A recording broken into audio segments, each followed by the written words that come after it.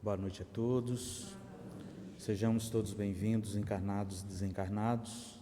Que a doce paz do Mestre da Paz mantenha a paz no coração de todos nós.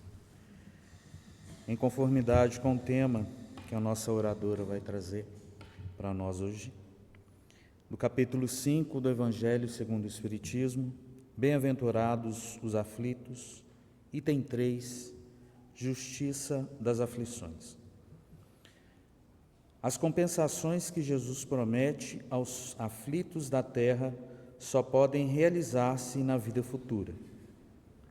Sem a certeza do porvir, essas máximas seriam um contrassenso, ou mais ainda, seriam um engodo. Mesmo com essa certeza, compreende-se dificilmente a utilidade de sofrer para ser feliz. Disse que é para haver mais mérito, mas então se pergunta por que uns sofrem mais do que outros, por que uns nascem na miséria e outros na opulência, sem nada terem feito para justificar essa posição, porque para uns nada dá certo, enquanto para outros tudo parece sorrir. Mas o que ainda menos se compreende é ver os bens e os males tão desigualmente distribuídos entre o vício e a virtude, ver homens virtuosos sofrer ao lado de malvados que prosperam. A fé no futuro pode consolar e proporcionar paciência, mas não explica essas anomalias que parecem desmentir a justiça de Deus. Entretanto, desde que se admite a existência de Deus, não é possível concebê-lo sem suas perfeições infinitas. Ele deve ser todo-poderoso, todo justiça, todo bondade, pois sem isso não seria Deus. E se Deus é soberanamente justo e bom, não pode agir por capricho ou com parcialidade. As vicissitudes da vida têm, pois, uma causa, e como Deus é justo, essa causa deve ser justa. Eis do que todos devem compenetrar-se. Deus encaminhou os homens na compreensão dessa causa pelos ensinos de Jesus. E hoje, considerando-se suficientemente maduros para compreendê-la,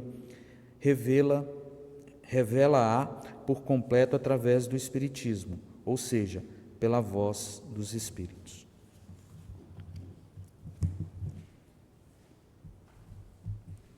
Sempre gratos a Jesus por mais esta oportunidade de estarmos reunidos em mais uma experiência na vida física, sempre gratos pela oportunidade de aprendizado, de prática, de convívio no Evangelho com os ensinos do nosso Mestre Jesus. Como eternos pedintes que somos, pedimos a Deus que nos fortaleça, que nos dê condições de superar nossas dificuldades, principalmente aquelas que carregamos em nosso coração, em nosso íntimo. Que a espiritualidade amiga esteja sempre conosco, também com muita paciência, porque ainda somos muito rebeldes para colocar em prática aquilo que viemos aprendendo há tantos milênios. Mas glória a Deus, porque estamos no caminho. E através dessa doutrina maravilhosa, que tanto nos ensina, tanto nos consola, que nos mostra o caminho a ser seguido, que reafirma aquilo que Jesus disse há mais de 2 milênios. Nós somos gratos por tudo que vem acontecendo em nossas vidas, por cada um que está ao nosso lado.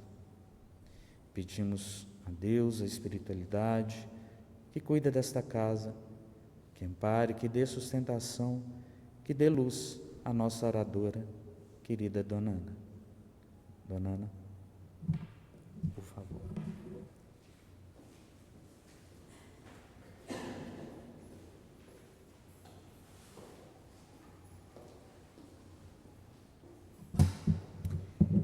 Queridos amigos, muito boa noite. Que nessa aula de hoje a gente aprenda junto e compreenda melhor essa fala do Cristo sobre nós termos aflições aqui na Terra.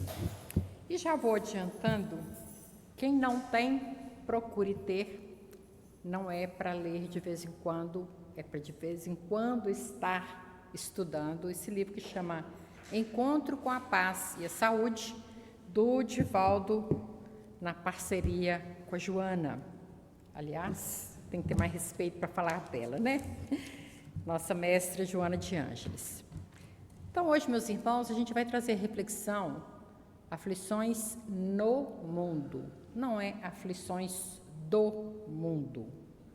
Porque o mundo está cheio de aflições, mas nem todos nós seremos apanhados por elas. E o que vai fazer essa diferença? Nós vamos encontrar alguns trechos bíblicos que falam sobre isso. Em João 16:33, ele relata o seguinte: tenho-vos dito isto, para que em mim tenhais paz.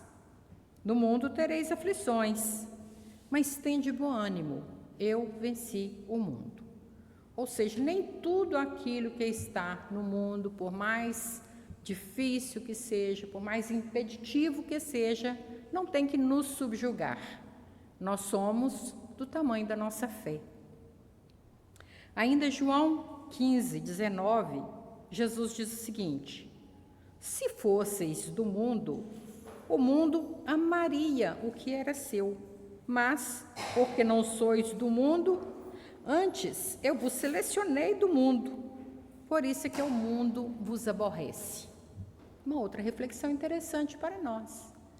Se nada de ruim estiver acontecendo, vamos dar uma parada e pensar, será que a gente está caminhando, servindo ao mundo ou servindo a Deus? Porque quando nós fazemos essa distinção, com certeza nós vamos entrar em choque com aquilo que virou lugar comum no mundo. Então, é o caso de refletir. O mundo está se incomodando com a gente? Não. Então, talvez eu precise incomodar o mundo. Incomodar não é brigar, viu, gente?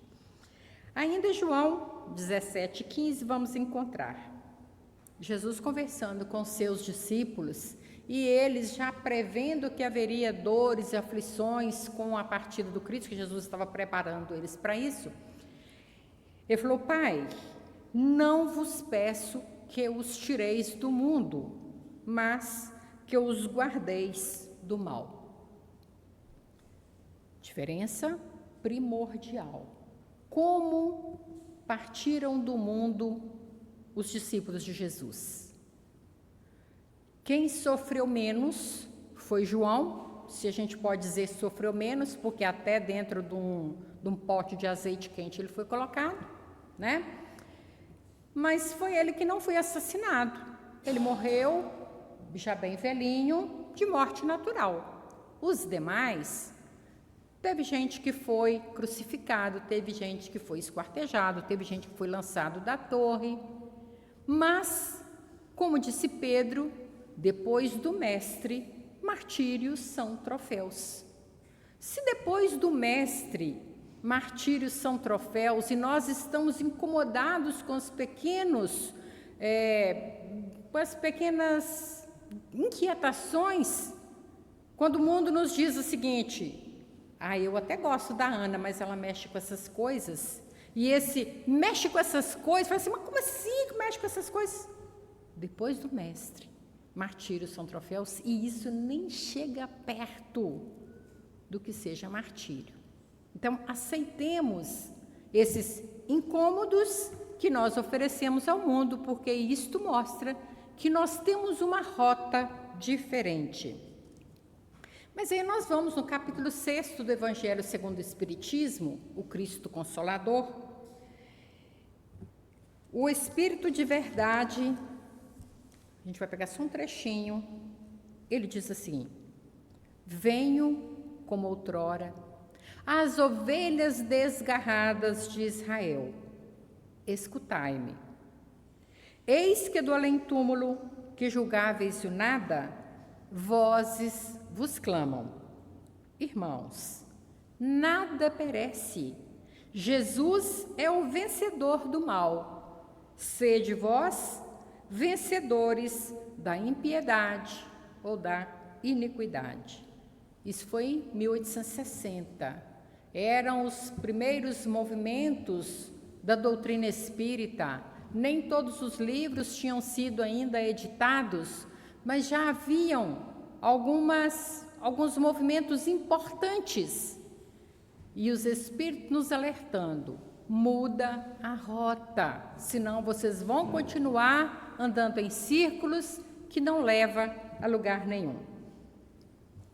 Com estas colocações, convém nós nos perguntarmos: para quem Jesus falava? As pessoas que ouviram as suas pregações e quando ele falava: são chegados os tempos, e eis que eu enviarei para vós o novo Consolador, e eu vou ao Pai, vou arranjar lugar para vocês. O pessoal achou que era para eles que eles estavam falando. Eu também, se eu estivesse lá, eu ia pensar isso, ia ficar toda feliz imaginando que Jesus estava indo para o céu para arranjar um lugar para mim, que na hora que eu morresse eu ia para lá também.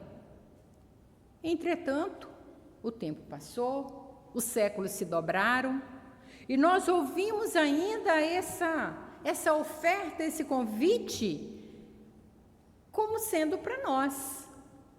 E será que não é? Será que o Cristo falou para aquele tempo, para aquelas pessoas?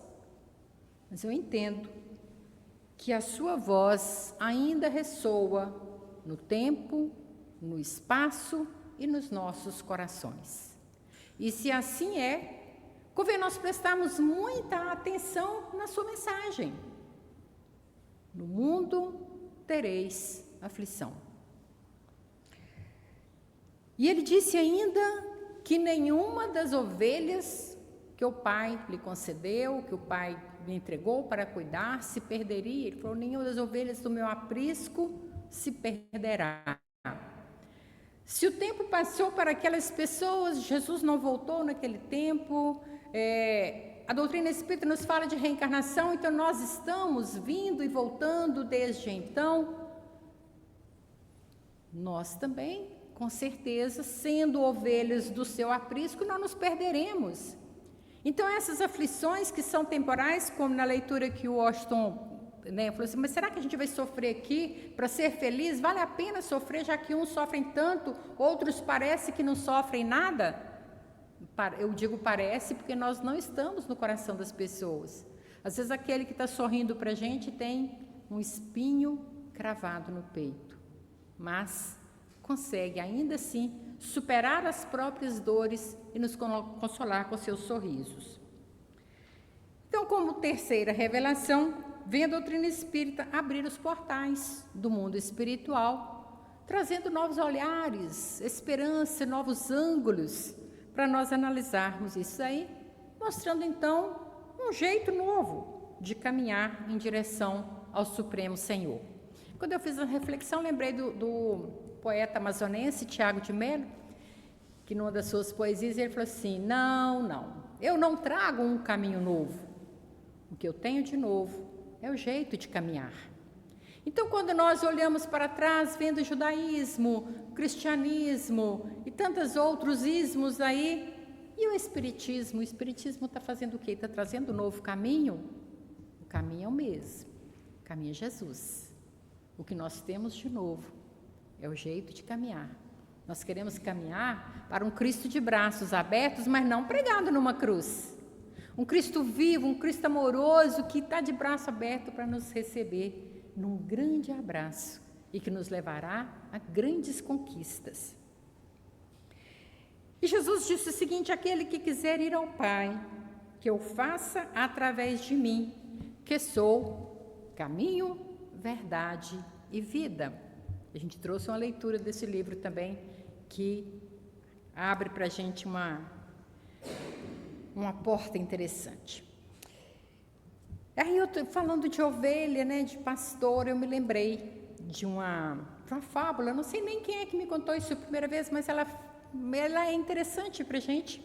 Quando nós falamos aí de provas, aflições, quem sofre, quem não sofre, às vezes a gente pensa que está abandonado. Quantas vezes a gente ouve alguém falar assim: Deus esqueceu de mim? Bom, Deus não tem Alzheimer, Deus não tem demência, vai esquecer por quê? Mas aí Jesus, ensinando, falando de ovelhas, alguém perguntou para ele assim: mas mestre, o senhor está falando que tem ovelhas porque nós somos suas ovelhas.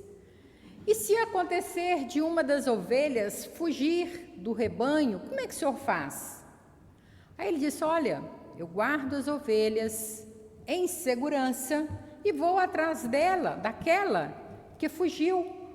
Vou passar pelo espinheiro, vou passar pela lama, vou subir morros, vou sair em despenhadeiros, mas eu vou resgatá-la e vou voltar com ela para o meu redil. Ah, muito bem. Mas e se ela fugir de novo, mestre? De novo eu deixarei as minhas ovelhas em segurança e passarei por todas essas provações que eu já falei aí agora, mas eu trago ela de novo para o meu redil. Mas, mestre, e se ela fugir de novo? Bem, se ela fugir de novo, para não colocar as minhas ovelhas em risco, eu ficarei com elas e enviarei o meu cão para buscar a ovelha desgarrada. E o meu cão se chama Dor. Porque nós temos aflições no mundo. Nosso irmão Washington já deu uma pala aqui, ele falou: os rebeldes. Será que nós somos rebeldes? Aí tem uma música do Padre Zezinho, o poeta do catolicismo, que chama Convocação.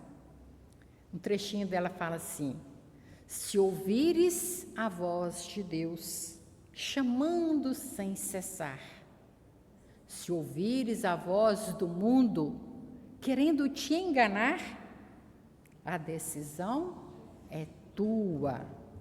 Meus irmãos, as nossas aflições são passos que nós damos em direção a elas. Não é Deus que nos jogou no mundo de provas e expiações, sabendo que nós temos equipamento frágil, nosso corpo é frágil, nossa emoção é mais frágil ainda, mas nós temos também todas as ferramentas necessárias para as nossas vitórias. Então vamos analisar de novo. Tenho-vos dito estas coisas, para que em mim tenhais paz. Nós podemos traduzir paz como saúde e como felicidade.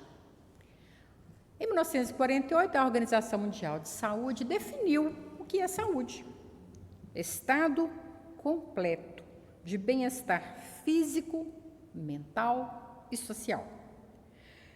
Nós, que somos espíritas e gostamos de dar pitaco em quase tudo quanto há, vamos acrescentar aqui. Podemos e devemos acrescentar que a harmonia espiritual também é um componente essencial à saúde plena. Aliás, mesmo com a ausência do corpo saudável, nós temos saúde. Depende do ângulo que a gente observar, porque saúde também é um estado de espírito. Então, será que basta saúde para a gente ter paz? A paz está nas coisas materiais?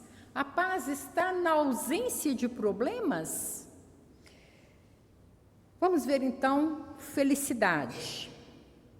Esse aí é algo controverso, né? Porque sendo uma análise pessoal, naturalmente cada um tem o seu desenho próprio de felicidade. Por exemplo, num congresso que teve de religiões, uma indiana falou com o Divaldo que ela preferia os arranjos brancos porque ela achava que ficava mais harmonioso, falava mais ao seu coração sobre a questão da paz e da união das pessoas.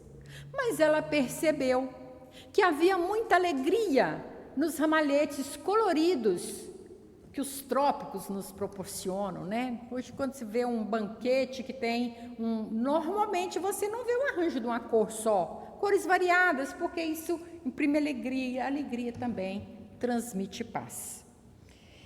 Então, por ser subjetivo, não há unanimidade na felicidade. Spinoza diz que a felicidade não é a recompensa da virtude, mas é a própria virtude Como é bom quando você, fazendo o bem a alguém, mesmo que essa pessoa às vezes nem percebe que o bem chegou a ela, como que a gente fica leve, né? Às vezes você fica sabendo, por exemplo, aliás, eu vou aproveitar para fazer uma campanha aqui, o Azadon está precisando de ajuda, precisando de alimentos, de material de limpeza, então, quem puder, faça. Aí, de repente, algum de nós resolve fazer uma contribuição para o Azadon. O Azadon nem sabe que você deu, mas dentro de você sente assim, ó meu Pai, eu entreguei ao mundo um pouco daquele muito que eu recebi. É o dízimo, que é mal interpretado hoje, é o dízimo. São as primícias do nosso labor que nós devemos entregar à obra do mundo, que outra coisa não é, senão a obra de Deus. Otto é um dos autores de um livro que se chama Felicidade, do Eduardo Gianetti. Ele diz que felicidade não é uma coisa absoluta. Concordamos, felicidade não é uma coisa absoluta. Que às vezes no meio de um monte de coisas desagradáveis, tem lá um ponto de alegria, um ponto de paz, um ponto de felicidade. E não pode ser desmerecido, porque às vezes é esse um ponto de paz. Quantas vezes no tumulto se fala assim, eu preciso encontrar meu ponto de luz. Às vezes até a gente faz assim, né? Porque é aquele ponto de luz que vai nos manter em equilíbrio para suportarmos as asperezas da vida. Um outro autor desse mesmo livro, Alex, diz o seguinte, por não ser absoluta, o indivíduo busca o gozo marginal. Poderia estar falando de gozo marginal e está falando da substituição da alegria natural pela alegria artificial. E ele falou aí de drogas. Ele diz que quando esse elemento sintético entra no nosso organismo, ele injeta a dopamina ou algum outro elemento no nosso campo do prazer, no campo da retribuição, que o prazer é uma retribuição. E aquela mesma alegria que nós teríamos ao contato de alguém ou a um alimento muito saboroso se replica. Então, nós nos enganamos achando que nós estamos satisfeitos. Só que como essa satisfação não é real, não é duradoura, cada vez mais nós nos tornamos escravos dessa busca. E aí deixa de ser felicidade para se tornar infelicidade. Alguém disse que a única permanência é a impermanência. Isso nos faz pensar que é no movimento, é na observação, na mudança, que nós vamos encontrar o prazer da alegria de estar vivo. A vida é movimento, a vida é aprendizado, a vida é troca. E nós não conseguiremos manter estas questões todas no seu nível harmonioso se passarmos, por exemplo, um mês dormindo. Tanto é que o nosso corpo pode atrofiar. Nós podemos perder a capacidade das funções do nosso corpo. Podemos parar de andar, podemos afinar os braços, né? Porque a vida nos mostra que o caminho da troca, do movimento, é o mais saudável. Por isto, na ânsia da paz, muitas vezes nos equivocamos e nos perdemos nas zonas de conflito. O Divaldo disse que o mal que me faz mal, o mal que me faz e não me torna mal. O que me torna mal é o mal que eu faço aos outros. Existe algo a ver com isso, com as aflições do mundo? Veremos a seguir que sim, e muito. Jesus disse que a paz que ele oferece não é a paz do mundo. E o que quer dizer então? No mundo tereis aflições. Quer dizer que nós estamos em uma grande escola. Essa escola traz desafios, essa escola traz problemas, que nós, na condição de alunos, na condição de aprendizes, temos que dar conta. Nem tudo segue como planejamos. O que eu quero dizer com isso? Eu gosto de lembrar que nós não estamos no mundo para sofrer. Eu, como todo rebelde que se preza, não aceito que nós estamos no mundo para sofrer. Pai nenhum manda o filho para sofrer, embora o propósito muitas vezes leve ao sofrimento.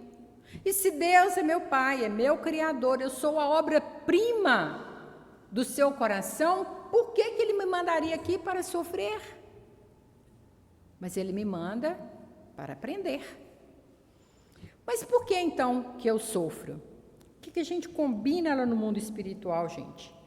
A gente bota um caderno, um plano, um mapa e tal, tudo bonitinho, tudo bem desenhadinho.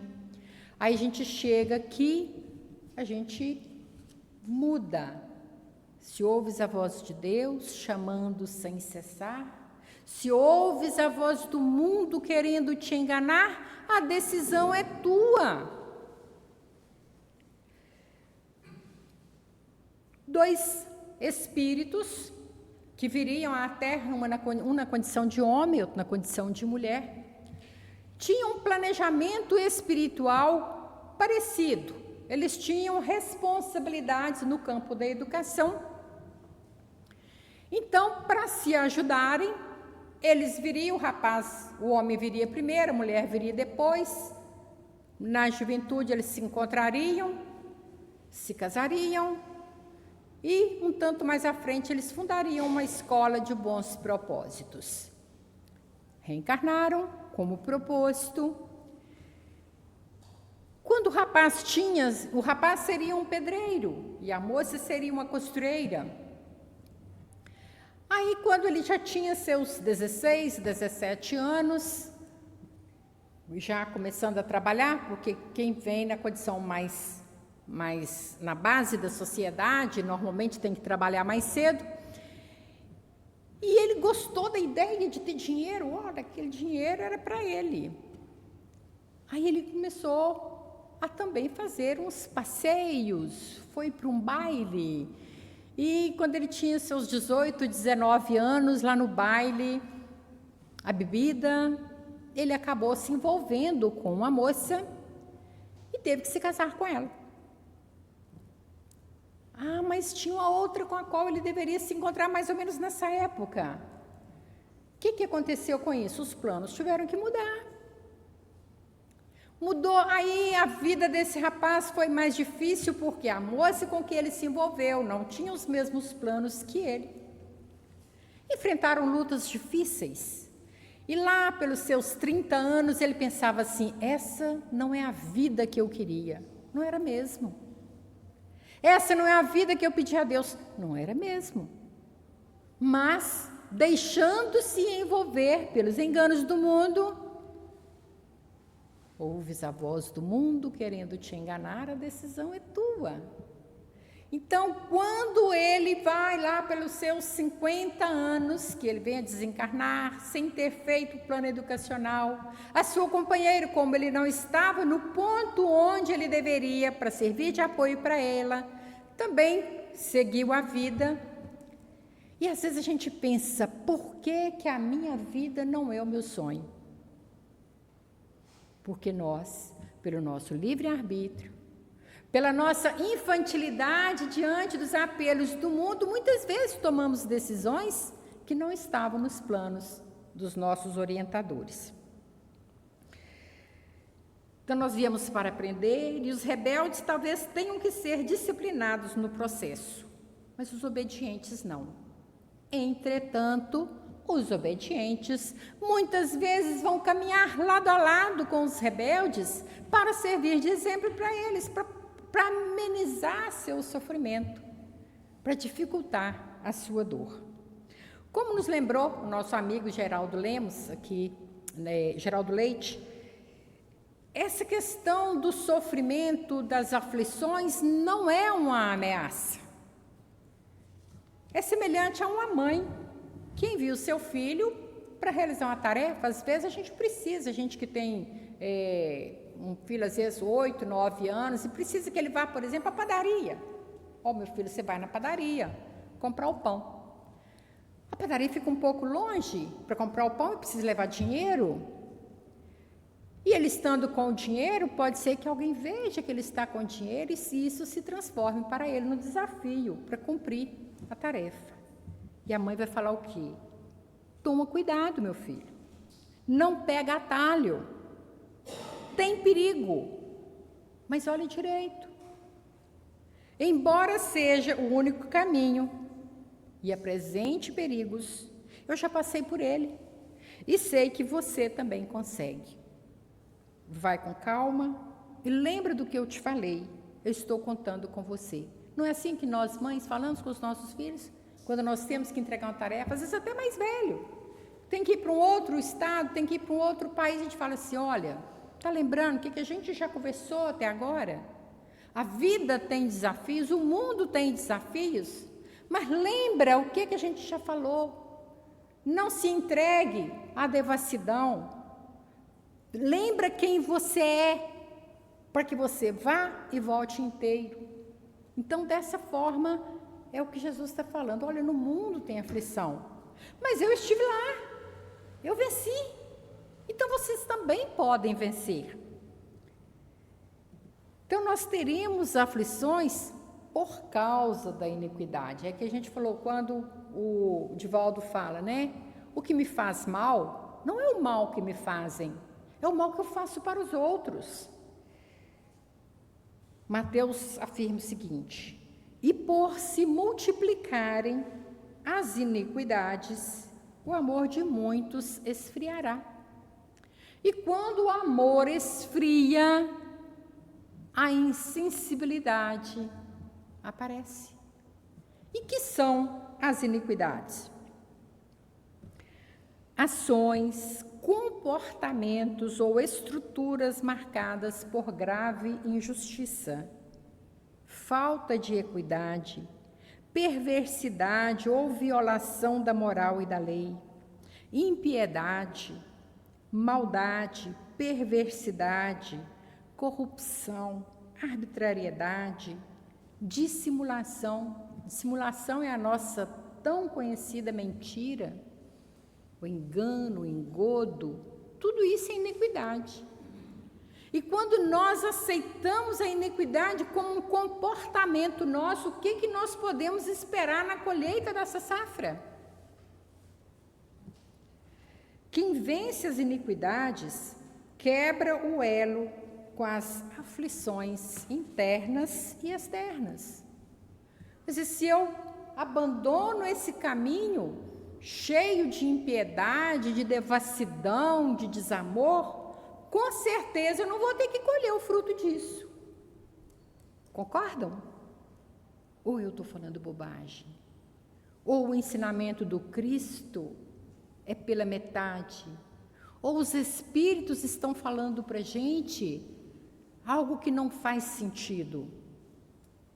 No Espiritismo, iniquidade é visto como um acúmulo de vícios, egoísmo, ações contrárias à lei de amor. Mas tem jeito de combater. Ele é combatido pela prática do bem e da caridade. Vamos ver aqui que a prática do bem e da caridade está separada? Outro dia, o Rosenei estávamos conversando sobre a questão da caridade, a gente precisa lembrar do PIB, ou do BIP, se a gente quiser, né? A verdadeira caridade, segundo entendia Jesus, perdão das ofensas, benevolência para com todos e indulgência com as faltas alheias. Não tem nada a ver com dar esmola, não? O que está incutido na esmola? Não é benevolência? Não é indulgência? Porque às vezes a gente até dá esmola sabendo que a pessoa não tem porque é preguiçosa. Então nós estamos sendo indulgentes com a falta alheia. Mas nem por isso temos que deixar o nosso irmão morrer de fome. Então existe aí um movimento que transcende o gesto de doar. ela é combatida pela prática do bem e da caridade e não pelo revide, sendo a causa, que o revide é a causa do esfriamento do amor e o surgimento da dor. Mas as iniquidades podem ser superadas pelo progresso moral. A partir do momento que a gente vai cansando desse vai e volta sempre, precisando de tripudiar mais e mais sobre o outro, e chega uma hora que o outro não aguenta e pisa na gente também, e a gente começa a achar que é injustiça. Sim, é injustiça, mas se no contraponto a gente também não foi igual, então é preciso refletir, é preciso parar e é preciso crescer.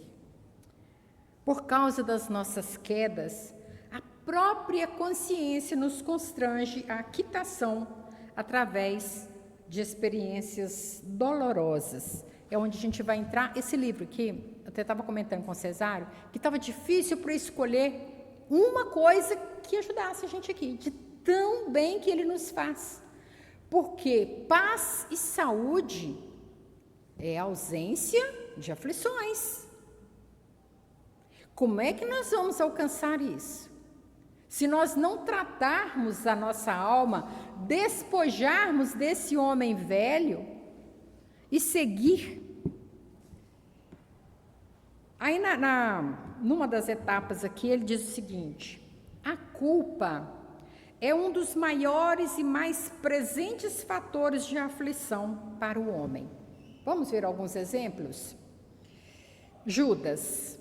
Por que Judas teve uma inquietação tão grande na sua existência que ele não suportou mais permanecer no mundo dos encarnados? Culpa. Quanto tempo durou essa culpa?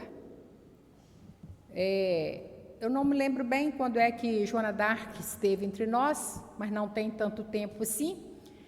Quer dizer, Judas vem de encarnação em encarnação, aprendendo, crescendo, suprindo as suas necessidades de aconchego do mestre, procurando diminuir o ego, para enfim ele poder ser fiel a tal ponto de dar a própria vida por uma causa. Demorou muito, mas para o espírito isso não é nada, mas foi o processo de culpa que manteve ele ali. Temos um outro caso, que já é um pouco mais curto, mas também de longa dedicação, que é Pedro. Pedro ficou com tanta vergonha depois dele ter negado o Cristo, que ele fugiu, ele se escondeu, e quando ele pensa assim, nossa, o que eu fiz? Ele se tornou o baluarte daquele movimento, baixou a cabeça para que o movimento não fragmentasse. Quando Paulo enfrenta Pedro com a sua coragem, com a sua oratória, para que não houvesse um cisma ali, um verdadeiro, ia morrer o movimento ali, Pedro abaixa a sua cabeça e fala, Paulo está certo, vamos crescer juntos. Quando chega a hora do seu sacrifício, e que ele vê que ele vai ser crucificado, ele fala, eu não sou digno de ser crucificado como mestre, eu quero ser crucificado de cabeça para baixo, e foi. E é onde que nós vamos encontrar a fala dele, fala que depois do Cristo, martírios são troféus. Ou seja, quando a gente conhece a luz, as trevas não nos amedrontam mais. Mas tem um outro muito mais próximo de nós. O primeiro nome dele é Charles, está no livro O Céu e o Inferno, no capítulo 8º, lá da última parte, dentro dos que a Roseni trouxe para a gente, que são as expiações terrestres. Naquela existência era um garoto de 13 anos, completamente dementado. Ele não reconhecia os próprios pais, ele não tinha noção nenhuma de nada. E ele é convocado, ele é evocado na Sociedade Parisiense de Estudos Espíritas, que eles queriam entender o que estava acontecendo com aquele garoto. Aí o Charles diz que aquela vida era um encarceramento para ele. Estava aquele tempo todo sem participação com o meio exterior. Ele falou, mas por que aconteceu isso com ele? Aí ele falou que num período daqueles impérios lá, ele era um jovem libertino, deu pouco valor às pessoas, à vida, então ele precisava de uma parada. Aí falou assim, mas o que vale para você? Você está aí, você não aprende nada. Ele falou, quem disse que eu não aprendo nada? Meu corpo, não ouve nada, não sabe nada, mas eu, espírito, ouço tudo e aproveito tudo. Então, Deus me concedeu, com certeza é para o meu melhoramento. Então, é uma aflição? Naturalmente, não é por acaso que ele era filho daquele casal, era uma aflição. Resultado de conduta equivocada. Muitas vezes a gente quer tanto o poder, a riqueza, que nós seguimos caminhos tortos, né? Enquanto nós não conseguirmos perceber que o erro faz parte do aprendizado, teremos em nós mesmos as ferramentas de recondução ao caminho do bem através da dor. Enquanto nós não reconhecermos que o erro faz parte, isto quer dizer, enquanto nós não nos perdoarmos, esse é um processo libertador. Quer dizer que a gente tem que passar a mão na própria cabeça? Não. Ah, eu fiz isso porque era hora. Não, eu fiz isso porque eu era ignorante. Eu errei porque eu não estive na escola certa. Mas agora eu não posso errar mais. Quem conhece o Cristo, nova criatura é. Quem conhece o Espiritismo, nossa, se ele for continuar a mesma criatura, ele não entendeu nada, então ele não conheceu o Espiritismo. Pode ter entrado, ouvido uma palestra, percebido literalmente alguma coisa, mas consciencialmente não mudou nada. Então, quando nós percebermos que o nosso aprendizado passa por erros, nós teremos uma trajetória muito mais longa. Quer um exemplo? Criança levanta com 6 meses e anda? Não é? Por quê? Porque ele precisa primeiro firmar o próprio corpo. Ele vai cair algumas vezes? Vai. Ele vai sentar e chorar porque caiu e depois não tentar mais? Não. Ele vai tentar de novo e tentar de novo. Algumas vezes vai cair. Mas quanto mais ele tentar, mais rápido ele consegue. Assim somos nós nesse aprendizado. O sofrimento virá? Algumas vezes virá. Vamos tirar o melhor dele? Essa é a receita. Vamos retirar o melhor dele. Prosseguindo aqui, nós vamos lembrar que não tem que ser assim. Nós podemos fazer o mesmo trajeto pelas vias do amor, do trabalho e da dedicação. Eu preferi colocar dedicação em substituição à palavra sacrifício, mas é a mesma coisa.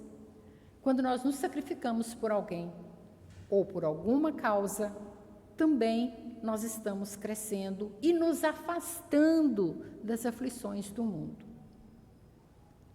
No mundo tereis aflições, foi o que nos disse o Mestre. Mas nós podemos pensar também que no mundo vereis aflições. Nós não vemos aflição por todo lado. É alguém que perde uma família inteira, é alguém que é vilipendiado. Sabe, são tantas as situações, nós vemos aí em países em que os governantes ficam muito ricos e a população fica muito pobre. Isso é uma aflição tremenda. Porque estando em um país, em um mundo de provas e expiações, assim como nós sofremos, nós veremos os outros sofrerem. E qual que é a conduta que nós devemos apresentar? Sempre que algo nos visita, seja bom ou mal, tem tudo a ver conosco. Jesus disse, quando destes amparo, eu sintetizei aqui, né? Porque é muita coisa que ele fala. Quando destes amparo a um destes que sofrem, foi a mim mesmo que o fizestes. Ou seja, ao vermos as aflições do mundo, vamos sair da zona de conforto, vamos nos levantar e servir, caminhar lado a lado, fazer como Simão, o Cirineu, ajudar a carregar a cruz. A cruz é minha não, a cruz não era de Simão. Estão lembrando que não era? Ela era de Jesus. Mas o Simão, não foi exatamente muito porque queria, mas ele ajudou a carregar e ganhou o maior prêmio da vida dele. No Evangelho segundo o Espiritismo, no capítulo 13, não saiba a vossa mão esquerda o que dá a vossa mão direita, no item 17, tem um trecho que é sublime. Temei ficar indiferentes quando puderdes ser úteis. Observando a dor que campeia ao nosso redor, nós podemos encontrar também grandes exemplos de humildade e paciência. Se pudermos, ajudemos. Não sabemos se Deus nos convocou para sermos o ponto final daquela dor. Outro dia eu vi um líder religioso dizendo que nós precisamos ter muito cuidado quando vamos interferir na justiça de Deus sobre os filhos que Ele está punindo. Eu fiquei a pensar, quando foi que Deus me disse que aquela dor tinha que ser infinita? Será que Ele não me convocou para ser o ponto final daquela dor? Será que Ele não me convocou para ser aquele que abre o mundo das letras para um analfabeto? Ou um instrutor para alguém que não tem uma profissão e a partir daí passa a ser autossuficiente? A dor, toda dor, tem data e hora para acabar. E muitas vezes nós achamos que ela tem que cumprir a sua função, que é a gente continuar a ver a miséria do outro. E até muito, cientes e ciosos do nosso conhecimento. Tá vendo? Tá sofrendo porque tá devendo. E se esse que está ali devendo é alguém que foi muito caro ao nosso coração na outra existência? Aí na hora que a gente chegar no outro plano, vamos dar uma olhadinha na sua vida, vamos ver com quem você encontrou? Vamos. Aí, bateu na nossa porta o leproso, ou um mendigo tão fedido, que a gente, não, fala que não tem nada não, ou nem abre, para não saber que tem ninguém em casa. Às vezes nosso pai, às vezes nossa mãe, às vezes alguém que foi um grande benfeitor, às vezes um santo, que não quer dizer o tempo todo que vai estar encarnado em posição de destaque. A indiferença é um vício silencioso, indicando falha moral em se importar com o sofrimento alheio. Ela é o verdadeiro contrário do amor. Enquanto o ódio ainda é um sentimento, é negativo, é claro, mas ele é um sentimento. A indiferença é a ausência total de sentimentos. O frio que mata a compaixão e se opõe à lei de amor. Buscar a paz pessoal à custa da dor do próximo é como a tranquilidade do Mar Morto.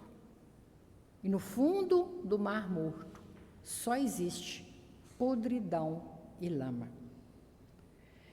E às vezes basta um gesto de amor para transformar a percepção de algo ruim em uma experiência suportável. E a gente tem exemplo disso. Uma senhora, eu não vou falar o nome dela não, porque está na internet e hoje a gente não está podendo muito falar, Uma pessoa estava fazendo uma viagem no sul da América Latina e ela foi de moto. Estava um tempo frio, com muito vento, ela estava na rodovia e em um momento lá ela perdeu o controle da moto e bateu num caminhão. ela já caiu sem uma perna. Primeira coisa, né, gente? Você nem sabe direito o que está acontecendo, mas você tenta levantar, não tem uma perna. É algo que muda radicalmente a vida da gente. A rodovia é bastante atendida pelo socorro, daí a pouco havia pessoas ao lado dela. A primeira palavra que ela ouviu foi: fica tranquila, nós estamos com você. Será que na hora que ela ouviu isso, parecia assim, que não tinha mais problema, que ela estava com a família dela, ela sentiu um conforto, sentiu dor, continuou a sentir dor, continuou sem a perna, hoje ela tem perna mecânica, mas aquela primeira palavra, aquele primeiro gesto de cuidado, de amor, fizeram toda a diferença para essa pessoa. O título do artigo é O Poder das Palavras. Assim como nós podemos transmitir esse conforto, essa amorosidade, e olha que interessante, além de transmitir isso para a moça, o que nós, fazendo isso, transmitimos ao universo? Que o universo me diga, no momento da minha aflição, no momento do meu desamparo, fica tranquila, nós estamos com você. Então, esse pertencimento, essa família universal, é um exemplo de que nós podemos transformar o mundo como somos transformados por ele. Tudo vale a pena quando a alma não é pequena. Quando eu era jovenzinha, outro dia mesmo, a gente tinha o hábito, muitos de vocês devem ter tido esse hábito também, de ter um caderno de trovas, né? A gente via um pensamento bonito e escrevia lá, né? E isso alimenta a gente até hoje. E eu me lembro de para a gente fazer uma diferença entre suportar bem as aflições, sofrer com alegria, lembrar que o mal é um remédio. Diz o seguinte: chorei porque não tinha sapatos, até o dia em que eu vi sorrindo alguém que não tinha pés.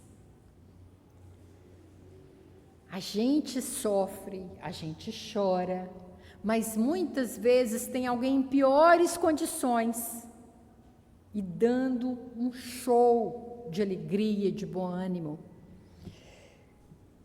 E aí vem o nosso querido Emmanuel, numa página chamada Tuas Dificuldades, Tuas Bênçãos, no livro Coragem. Nelas e por elas encontrarás o estímulo necessário para que não te precipites nos despenhadeiros do orgulho e nem te encarceres nas armadilhas do marasmo, prosseguindo passo a passo, degrau por degrau, em tua jornada de burilamento e ascensão. As aflições do mundo são dores caridade que o Pai coloca em nossas mãos, para nós despertarmos para a nossa finitude e para a nossa pequenez diante do universo, diante da vida. Por fim, se nós no mundo teremos aflições, se nós no mundo veremos aflições, será que no mundo seremos aflições? É para a gente se olhar no espelho com coragem e se fazer essa pergunta.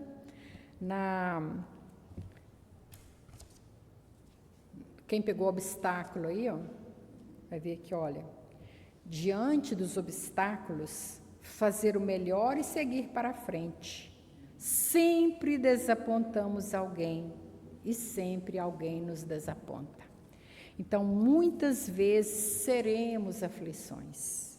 Entretanto, voltemos a Divaldo. O mal que me fazem não me faz mal. O que me faz mal é o mal que eu faço aos outros. Confúcio disse que o homem que move uma montanha começa carregando pequenas pedras. O homem que move uma montanha começa carregando pequenas pedras. Se a gente não dá conta de suportar as grandes aflições, Deus não as colocará nos nossos ombros. Então saibamos que as nossas são pequenas aflições, são pequenas pedras que nós estamos carregando para um dia sermos capazes dos grandes sacrifícios. Um grande sacrifício?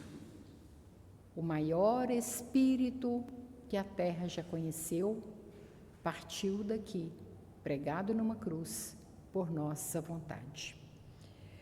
No esforço contínuo de vencer o homem velho, tenhamos coragem e prossigamos em direção à luz. Ou será que a borboleta que nós estamos destinados a ser está preferindo se manter lagarta?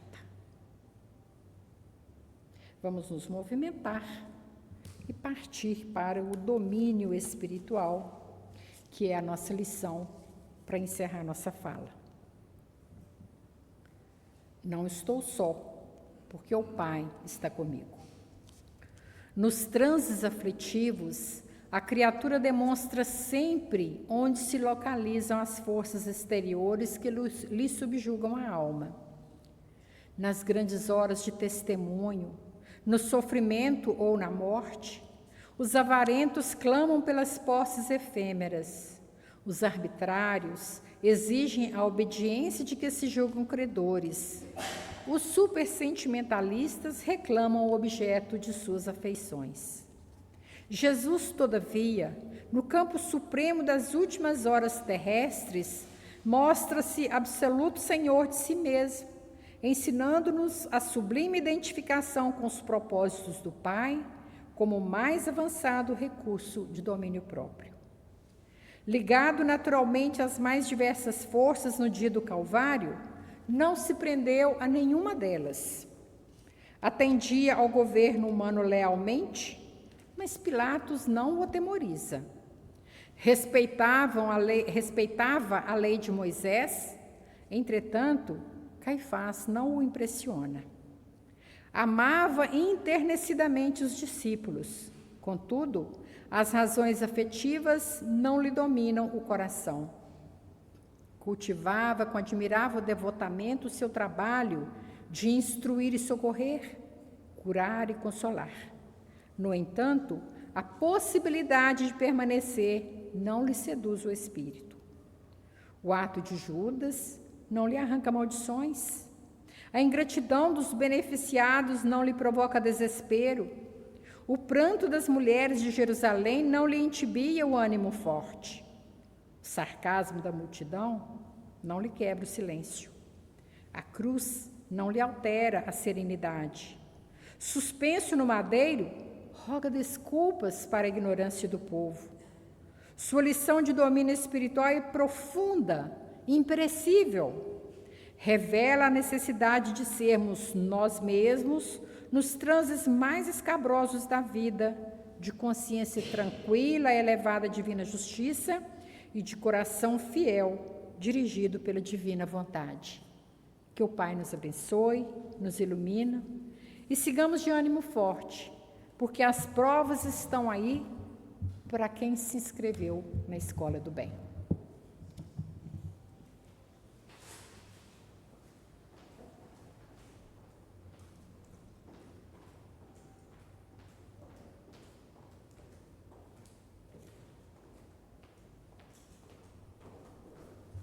Ana Bastos, gratidão pela lição da noite.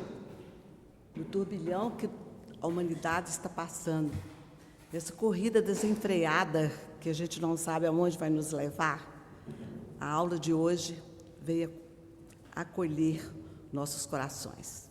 Deus te abençoe, que você continue divulgando o Evangelho, nossa doutrina, porque, segundo Emmanuel, é a maior caridade que nós podemos fazer. Vamos orar, meus irmãos. Agradecer a Jesus a oportunidade que tivemos de vivenciar o Evangelho através da lição dessa noite. E ele foi muito explícito quando ele disse: no mundo tereis aflições, mas tende bom ânimo. Que Jesus permita que nunca, nunca o cupim do desânimo possa fazer morada em nossos corações, em nossas mentes, em nossas mãos, que possam continuar sendo generosas na nossa fala, com a misericórdia, dizendo não à cólera, porque o erro ensina o acerto.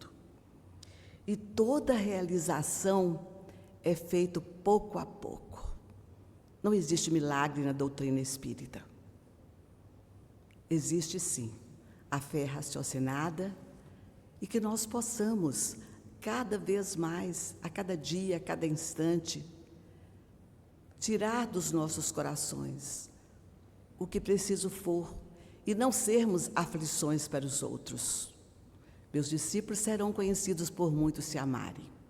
Coloca, pois, Jesus, o teu amor, a tua amorosidade, a tua misericórdia em nossos corações, para que possamos realmente sermos dignos de aqui estarmos e chamados teus discípulos.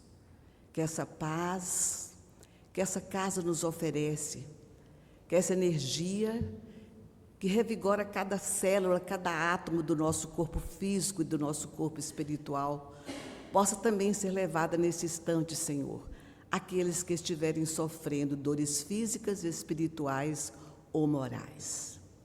Sê conosco, pois, doce Rabi da Galileia, e ampara-nos, fortalecendo-nos sempre. Que assim seja, graças a Deus e a Jesus. Muita paz.